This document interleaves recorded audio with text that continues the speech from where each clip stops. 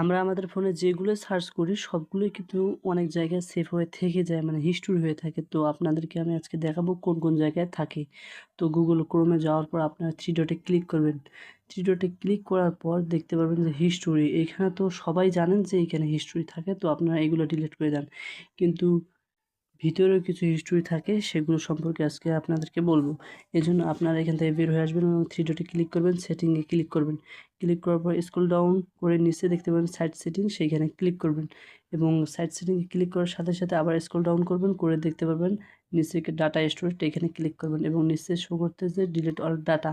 তো আপনারা এখানে ডিলিট অল ডাটাতে ক্লিক করে সবগুলো হিস্টোরি ডিলিট করে দিবেন। আমি ডিলিট করে দিচ্ছি।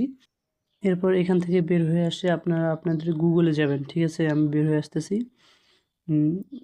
এই যে গুগলে ক্লিক করলাম। ক্লিক করার পর আপনারা আপনাদের আইডিতে ক্লিক করবেন, এখানে দেখতে পারবেন যে সার্চিং হিস্টোরি, এখানে ক্লিক করবেন, ঠিক আছে? আপনারা যত কিছু সার্চ করছেন, সবগুলো কিন্তু এখানে শো করবে, এই দেখেন নিচে।